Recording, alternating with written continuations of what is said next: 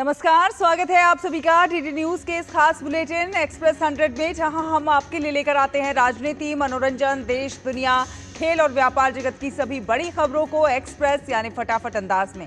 मैं हूं शहला निगार। आइए खबर। ऑपरेशन कहल में सुरक्षा बलों ने अब तक 3 आतंकियों को ढेर कर दिया। झारखंड के पूर्व मुख्यमंत्री और पूर्व केंद्रीय मंत्री शिबू सोरेन का निधन हो गया है। वे लंबे समय से बीमार थे। जेएमएम के संस्थापक शिबू सोरेन 1 महीने से ज्यादा समय से दिल्ली के सर गंगाराम अस्पताल में भर्ती थे। उनकी उम्र 81 वर्ष थी। राष्ट्रपति ने शिबू सोरेन के निधन पर दुख जताया है। राष्ट्रपति ने एक्स पर कहा कि श्री शिबू सोरेन जी का निधन सामाजिक न्याय के क्षेत्र में एक बड़ी क्षति है। उन्होंने आदिवासी अस्मिता और झारखंड राज्य के निर्माण के लिए संघर्ष किया। झारखंड के पूर्व मुख्यमंत्री शिबू सोरेन के निधन पर प्रधानमंत्री नरेंद्र मोदी ने दुख जताया। सोशल मीडिया प्लेटफॉर्म एक्स पर उन्होंने लिखा कि श्री शिबू सोरेन जी एक जमीनी नेता थे, जिन्होंने जनता के प्रति अटूट समर्पण के साथ सार्वजनिक जीवन में ऊंचाइयों को छुआ। वे आदिवासी समुदायों, गरीबों और वंचितों के सशक्तिकरण के लिए विशेष रूप से समर्पित थे। उनके निधन से दुख हुआ। मेरी संवेदनाएं उनके परिवार और प्रशंसकों के साथ हैं। झारखंड के मुख्यमंत्री हेमंत सोरेन जी से बात की और संवेदना व्यक्त की। ओम शांति।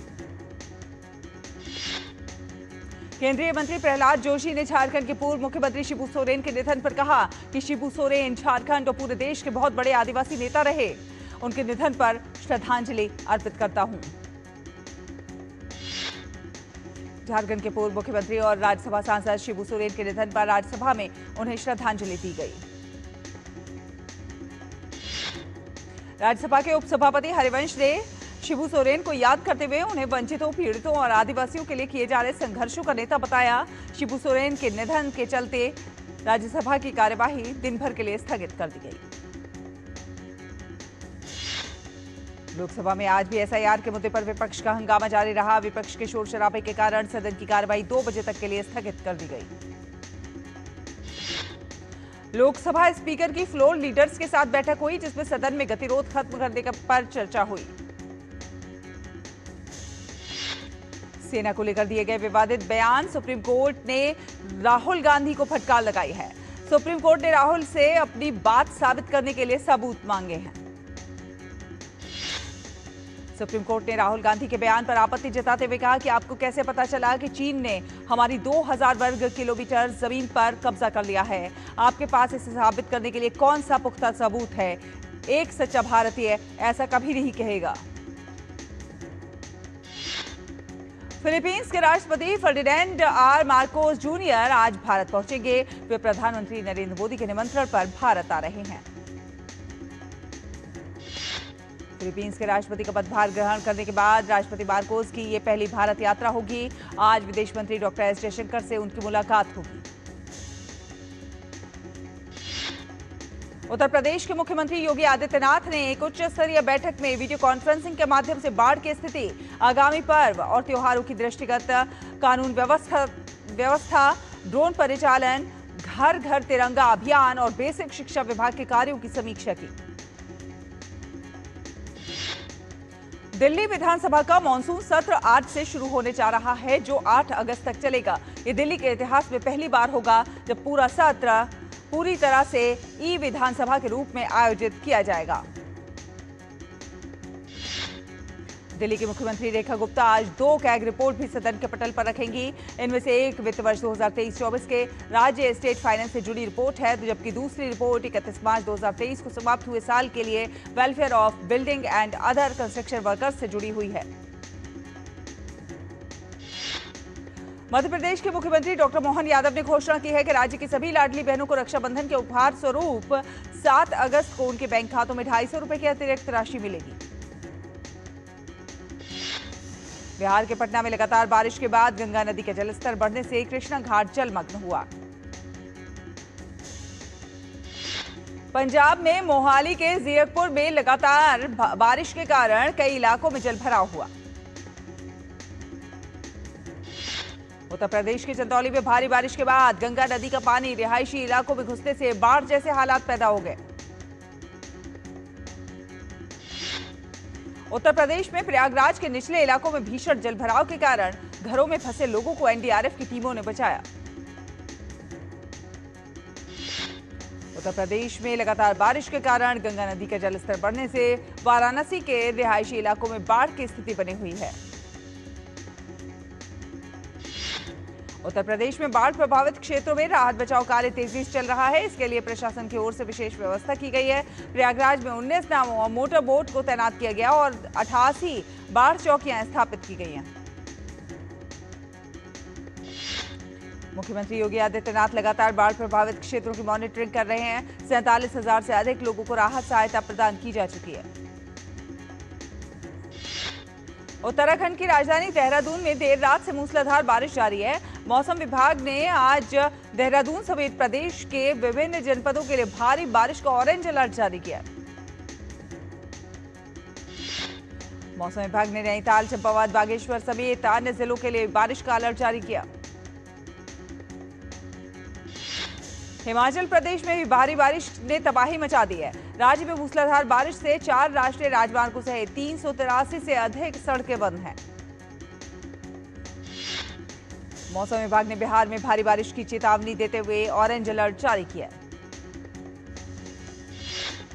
इसके अलावा मौसम विभाग ने पश्चिम बंगाल, सिक्किम, अरुणाचल प्रदेश, असम और मेघालय के लिए भारी बारिश की चेतावनी देते हुए रेड अलर्ट जारी किया। मौसम विभाग ने पूर्वी मध्य प्रदेश में भी भारी बारिश की चेतावनी के साथ ऑरेंज अलर्ट जारी किया है।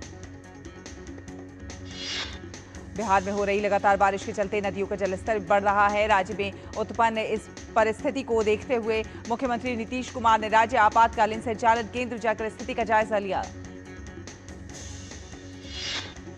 मुख्यमंत्रियों ने नदियों के बढ़ते जलस्तर को लेकर अधिकारियों को अलर्ट मोड में रहने की हिदायत दी है। इसके साथ साथ एसओपी के मुताबिक आवश्यक तैयारियां पूर्ण रखने का निर्देश भी दिया है।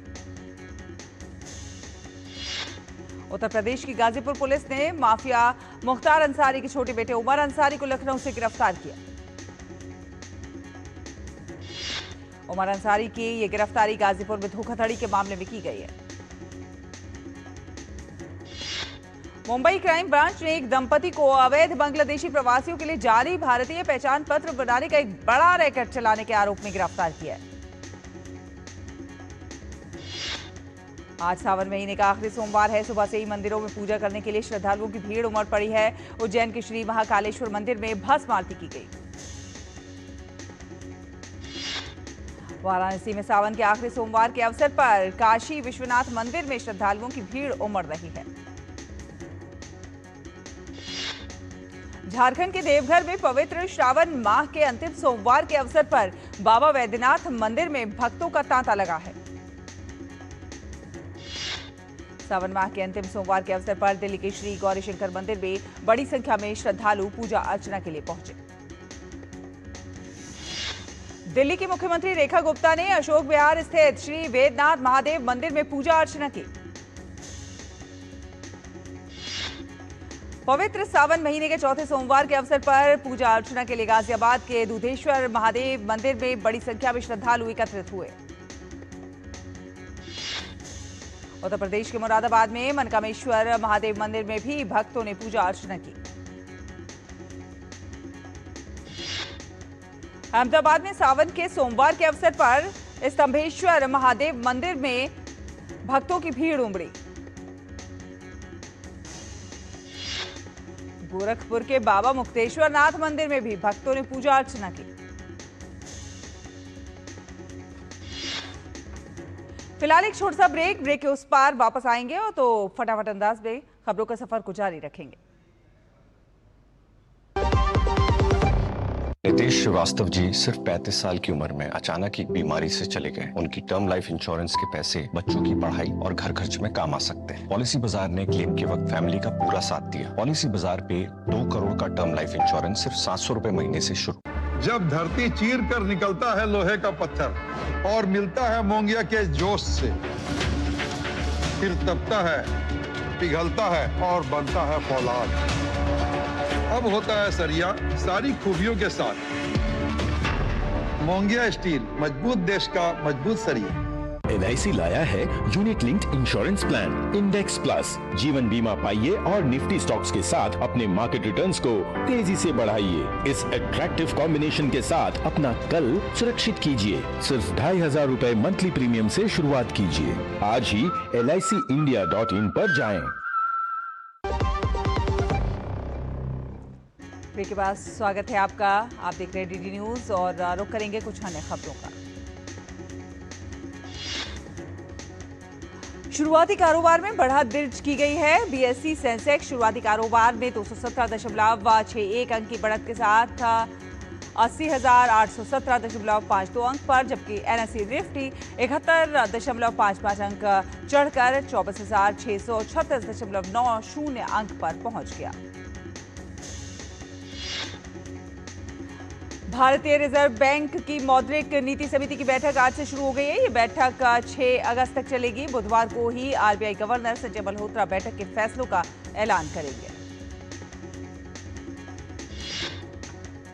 ये बैठक ऐसे समय पर हो रही है जब अमेरिका ने भारतीय निर्यात पर 25% का टैरिफ लगाने का ऐलान किया है।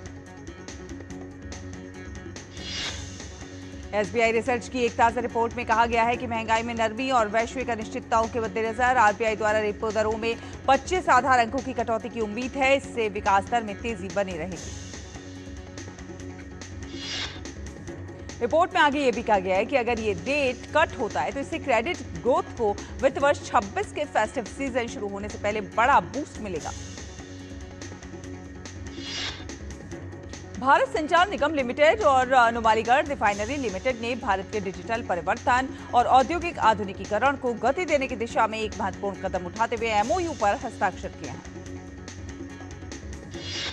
इस समझौता ज्ञापन BSNL और NRL के लिए रिफाइनरी क्षेत्र में भारत के पहले 5G CNPN की स्थापना के लिए सहयोग का मार्ग प्रशस्त करता है, जिससे सुरक्षित, अति विश्वसनीय और रियल टाइम औद्योगिक कनेक्टिविटी के एक नए युग की शुरुआत होगी। भारतीय राष्ट्रीय भुगतान निगम के जारी आंकड़ों के अनुसार UPI के माध्यम से लेन देन की संख्या बीते महीने जुलाई में 19.47 अरब के रिकॉर्ड उच्च स्तर पर पहुंच गई, जो कि सालाना आधार पर 35% की वृद्धि को दर्शाता है। प्रधानमंत्री नरेंद्र मोदी ने गुजरात के कांडला में दीनदयाल बंदरगाह में भारत के पहले make in India green hydrogen plant के हाल ही में चालू होने की सराहना करते हुए इसे ऐतिहासिक प्रयास बताया। मरीजों के लिए दवाओं को अधिक किफायती बनाने की दिशा में राष्ट्रीय औषधि मूल्य निर्धारण प्राधिकरण ने प्रमुख दवा कंपनियों द्वारा बेची जाने वाली 35 आवश्यक खुदरा दवाओं की खुदरा कीमतों में कटौती की है। वित्त मंत्री निर्मला सीतारमण ने कहा है कि प्रधानमंत्री जन धन योजना के तहत गरीबों के बैंक खातों की संख्या 55 करोड़ के आंकड़े को पार कर गई है, जिनमें से अधिकतर ऐसे लोगों के हैं जो कभी बैंक के दरवाजे तक भी नहीं गए। भारत के सबसे बड़े लौह अयस्क उत्पादक राष्ट्रीय खनिज विकास निगम लिमिटेड की जानकारी के अनुसार कंपनी ने इस वर्ष जुलाई में लौह अयस्क उत्पादन में 43% की वृद्धि दर्ज की है। सरकार ने खाद्य तेल उद्योग के लिए एक नया ढांचा अधिसूचित किया है, जिसमें पारदर्शिता और निगरानी बढ़ाने के लिए उत्पादकों पर पंजीकरण और रिपोर्टिंग की सख्त जरूरतें लागू की गई हैं। उद्योग जगत ने अनुमान जताया है कि भारत का सेमीकंडक्टर बाजार 2030 तक दोगुने से भी अधिक होकर 100 से 110 अरब डॉलर के दायरे में पहुंच जाएगा। इसके लिए शुरू किए गए 76,000 करोड़ रुपए के इंडिया सेमीकंडक्टर मिशन से न सिर्फ चिप डिजाइन, चिप निर्माण, बल्कि इस क्षेत्र में काम करने के लिए स्थानीय प्रतिभाओं को बढ़ावा मिल रहा है। इस कड़ी में 2023 से 2025 के बीच ISM के तहत 6 बड़ी सेमीकंडक्टर इकाइयों को अप्रूवल दिया गया है। इसके अलावा केंद्र सरकार की पहल से इस क्षेत्र में किए जा रहे बड़े निवेश और सेमिकॉन इंडिया 2025 जैसे आयोजनों से भारत सेमीकंडक्टर के वैश्विक हब के रूप में उभरने की दिशा में आगे बढ़ रहा है। सेमिकॉन इंडिया 2025 में 18 देशों के 300 से अधिक एग्जिबिटर्स के जरिए भारत ने भरोसेमंद चिप पार्टनर के रूप में उभरने का संकेत भी दे दिया है। भारत के इन प्रयासों का ही नतीजा रहा है कि चंद्रयान 3 मिशन में विक्रम लैंडर ने चंद्रमा पर सेफ लैंडिंग में भारतीय तकनीक और AI का प्रयोग किया। लेकिन भारत दुनिया में सेमीकंडक्टर का हब बने, इसके लिए make in India, India semiconductor mission, Semicon India program की मदद से उद्योग को सपोर्ट देने का इकोसिस्टम तैयार किया जा रहा है। औद्योगिक अनुमानों के मुताबिक साल 2030 तक भारत की प्रमुख हिस्सेदारी के साथ वैश्विक सेमीकंडक्टर चिप बाजार $1 ट्रिलियन तक पहुंच सकता है। दक्षिणी ताइवान के कुछ एक हिस्सों में 1 वर्ष से अधिक बारिश हुई है, जिसके कारण बड़े पैमाने पर भूस्खलन और बाढ़ आने से 4 लोगों की मौत हो गई और 5,900 से अधिक लोगों को अपना घर छोड़ने के लिए मजबूर होना पड़ा। हमास ने कहा है कि वो इजरायली बंधकों को मेडिकल सहायता और भोजन रेड क्रॉस के माध्यम से पहुंचाने के लिए सहयोग करने को तैयार है, लेकिन इजरायल को हवाई हमले रोकने होंगे और मानवतावादी मार्ग स्थायी रूप से खोलने होंगे। भूख से बचने के लिए भोजन की तलाश कर रहे गाजा में फिलिस्तीनियों का कहना है कि वे एक ऐसी व्यवस्था के लिए प्रतिदिन अपने जीवन को जोखिम में डाल रहे हैं जिसके कारण कई परिवारों के लिए खाद्य सहायता प्राप्त करना बहुत कठिन हो गया है। इजरायल का कहना है कि संयुक्त राष्ट्र के 4 ईंधन ट्रक अस्पतालों, बेकरी और अन्य प्रमुख सेवाओं को चलाने में मदद के लिए ईंधन ला रहे हैं। इजरायली बंधक रोम ब्रास्लावस्की के परिवार ने वीडियो के उस हिस्से के प्रकाशन को अनुमति दी थी जिसे इस्लामिक जिहाद द्वारा शुक्रवार को जारी किया गया था। ब्रास्लावस्की ने कहा कि वो शारीरिक पीड़ा से पीड़ित हैं और गंभीर मानसिक संकट में हैं। इजरायल के प्रधानमंत्री बेंजामिन नेतन्याहू ने कहा कि वो इजरायल के नागरिकों की तरह ही भयभीत है क्योंकि उन्होंने बंधकों एवाइटर डेविड और रोम ब्रास्लावस्की के वीडियोस देखे हैं जिसमें दोनों की शारीरिक और मानसिक स्थिति बिगड़ती हुई दिख रही है, जिससे उनके परिवारों में चिंता बढ़ गई है। इजरायल के राजदूत ने रविवार को कहा कि संयुक्त राष्ट्र सुरक्षा परिषद गाजा में बंधकों के मुद्दे पर एक आपातकालीन सत्र आयोजित करेगी। मध्य गाजा के ऊपर एक विमान से मानवीय सहायता गिराई गई। वहां के नागरिक ने कहा कि सहायता हवाई मार्ग से पहुंचाना खतरनाक है और उन्होंने मानवीय सहायता भेजने वाले देशों से इसके बजाय सीमाओं का उपयोग करने का आग्रह किया है। जॉर्डन की सेना ने कहा कि कई देशों ने गाजा पर 61 टन सहायता सामग्री हवाई मार्ग से गिराई। इस अभियान में रॉयल जॉर्डनियन वायुसेना के 2 विमान, जर्मनी के संघीय गणराज्य के 2 विमान, संयुक्त अरब अमीरात का 1 विमान, फ्रांस का 1 विमान और बेल्जियम का 1 विमान शामिल था। अमेरिकी राष्ट्रपति डोनाल्ड ट्रंप ने कहा कि विशेष दूत स्टीव विटकॉफ इस हफ्ते रूस की यात्रा कर सकते हैं क्योंकि उन्होंने चेतावनी दी कि यदि मॉस्को 8 अगस्त से पहले यूक्रेन में संघर्ष विराम के लिए सहमत नहीं होता है तो वो प्रतिबंध लगा देंगे। वॉशिंगटन डीसी के लिए रवाना होने से पहले अमेरिकी राष्ट्रपति डोनाल्ड ट्रंप ने कहा कि वो अगले कुछ दिनों में फेडरल रिजर्व में एक रिक्त पद को भरने के लिए उम्मीदवार की घोषणा करेंगे। कनाडा के प्रधानमंत्री मार्क कार्नी ने आशा व्यक्त की कि व्यापार पर अमेरिका के साथ वार्ता से कुछ रचनात्मक परिणाम निकलेगा। साथ साथ उन्होंने इस बात पर भी जोर दिया कि कनाडा मजबूत है और वो अपने दम पर विकास जारी रखेगा। ब्राजील के राष्ट्रपति लुइस इनासियो लुला डा सिल्वा ने राष्ट्रपति डोनाल्ड ट्रंप द्वारा लगाए गए टैरिफ के संबंध में अमेरिका के साथ चर्चा में सावधानी बरतने पर की आवश्यकता पर बल दिया है। ब्राजील में राष्ट्रपति लुला डा सिल्वा और सुप्रीम कोर्ट के खिलाफ विरोध प्रदर्शन जारी है। ब्राजील के पूर्व राष्ट्रपति बोल्सोनारो के समर्थक जो है वो लुला डा सिल्वा के खिलाफ देश भर में रैलियां कर रहे हैं। ये प्रदर्शनकारी कथित तख्तापलट के प्रयास में शामिल लोगों के लिए माफी की मांग कर रहे हैं। दक्षिणी रूस के सोची स्थित एक तेल डिपो में यूक्रेनी ड्रोन हमले के कारण 2 तेल टैंकरों में आग लग गई। हालांकि बाद में इस आग पर काबू पा लिया गया। स्पेन में मौसम की दूसरी गर्म लहर आने की आशंका है, जिसके बारे में मौसम विज्ञानियों का अनुमान है कि इससे इबेरियन प्रायद्वीप के कुछ एक हिस्सों में तापमान 42 डिग्री सेल्सियस से ऊपर चला जाएगा और जंगल में आग लगने का खतरा बढ़ जाएगा। भारत और इंग्लैंड के बीच खेला जा रहा ओवल टेस्ट चौथे दिन रोमांचक मोड़ पर पहुंच गया है। खराब लाइट के कारण चौथे दिन का खेल जल्दी समाप्त कर दिया गया। ओवल टेस्ट में इंग्लिश टीम जीत से महज 35 रन दूर है, जबकि भारत को 4 विकेट चाहिए। भारत अगर इस मुकाबले को जीतता है तो ये टेस्ट सीरीज ड्रॉ हो जाएगी।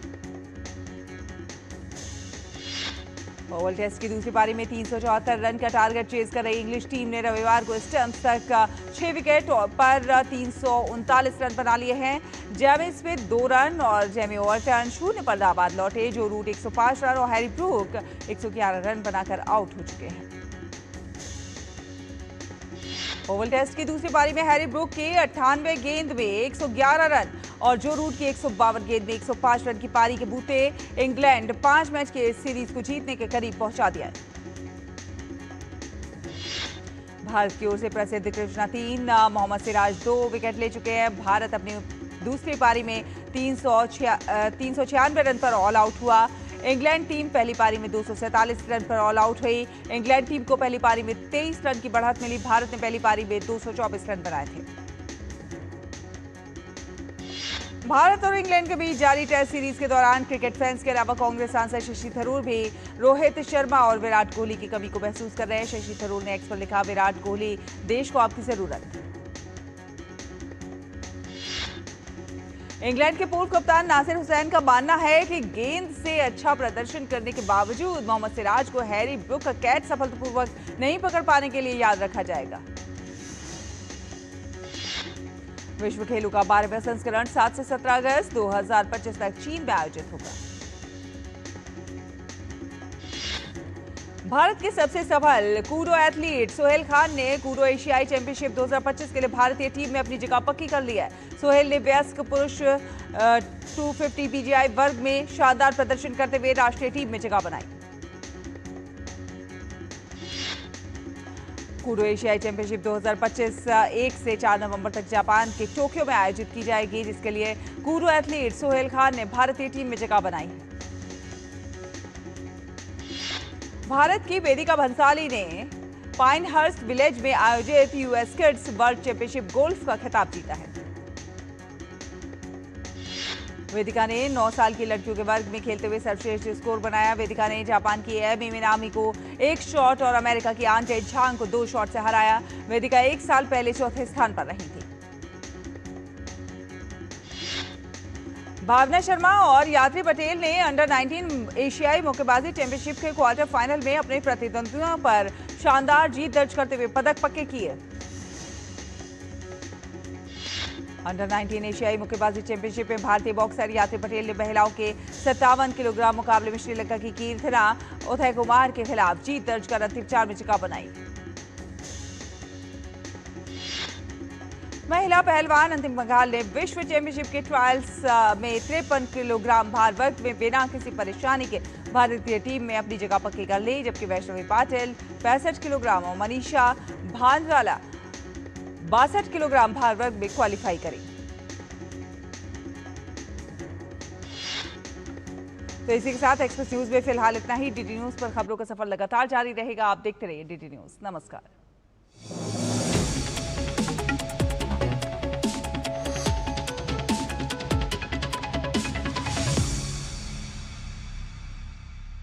झूठ से भी खतरनाक